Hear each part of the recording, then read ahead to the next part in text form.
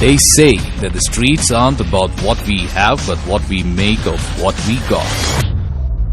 Mumbai, the city of dreams where many arrive with bare necessities which at times transform.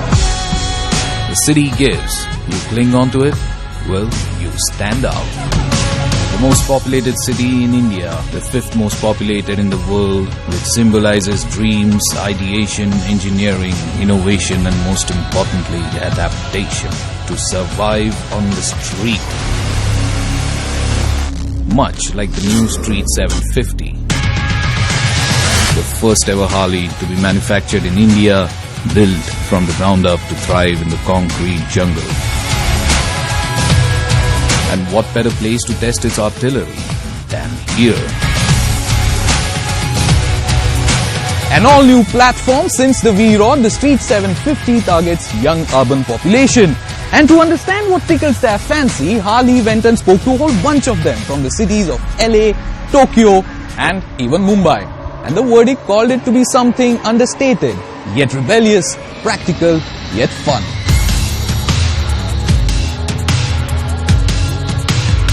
So on the street, chrome takes a backseat in favor of a dark custom look, all blacked out from the pullback handlebar to the exhaust.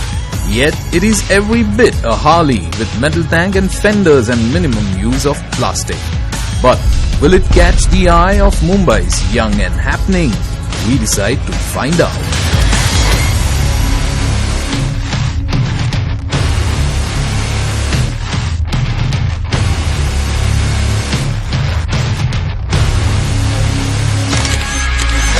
Now the bike looks small and does not look like a badass cruiser, but to me, the V-Rodish looks and the subtle retro touches really adds to it.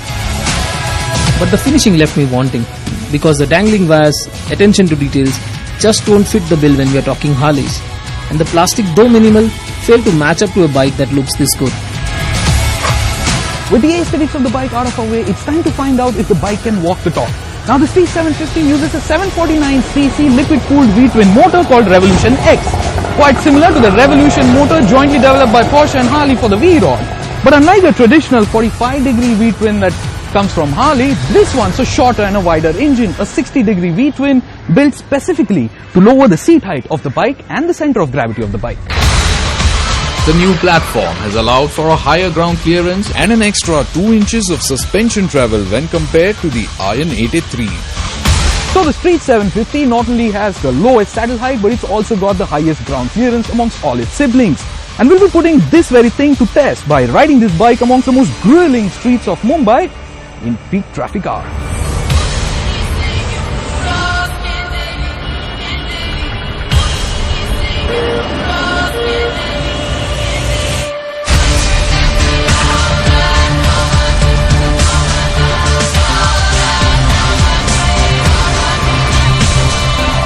The Street 750 is pretty quick on its feet. Despite its longer wheelbase, it's quite tip happy.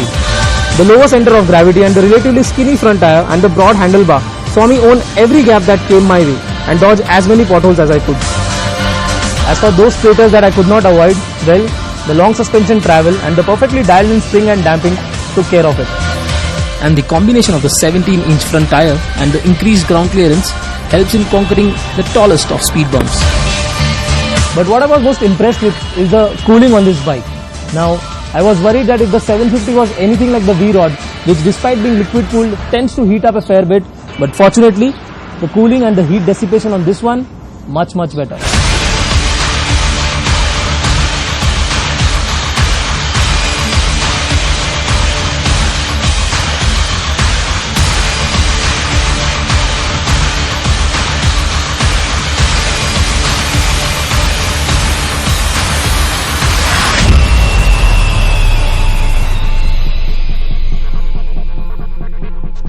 Traffic is where you can torture the first 3 gears.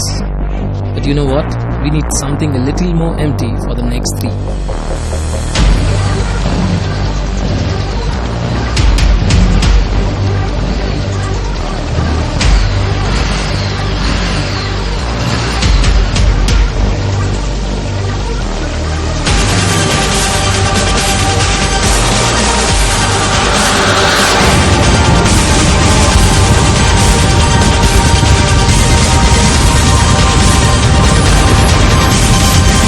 Despite the engine being hard mounted on this bike, there's practically no vibration whatsoever. And then there's this motor. Perfectly meshed with a short throw 6-speed transmission, it pumps out the power as and when you need it. The power delivery is linear, it's interesting but definitely not intimidating. If only it sounded like it goes, because right now it sounds like a V-rod being strangled to death and in desperate need of a screaming eagle exhaust. The suspension, chassis and the tires provide a planted feel at high speeds. The biggest downer for me on this bike is the braking. Now this is a cruiser where most of the stopping power comes from the rear brake. But unfortunately on this bike, it either does nothing or tends to lock up. It could be because of the brake fluid reservoir which sits right next to the exhaust and tends to heat up a lot. But you know what, I could definitely do with some more braking power and maybe even an ABS. The ABS, Satyan, I'm not really sure about that, because that's most probably done to keep the bike at a staggering price of 4.1 lakh rupees only. But then yes, I do concede. I mean, given the fact that the bike's being targeted for the younger audience out here, having an ABS on a bike like this would have meant a much more safer bet.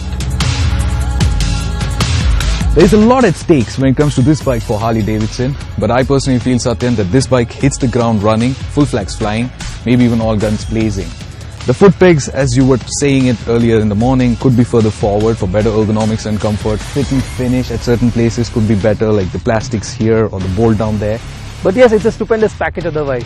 I mean, we literally thrashed the bike in the streets of Mumbai. We took it over speed breakers, potholes, and we did really very well.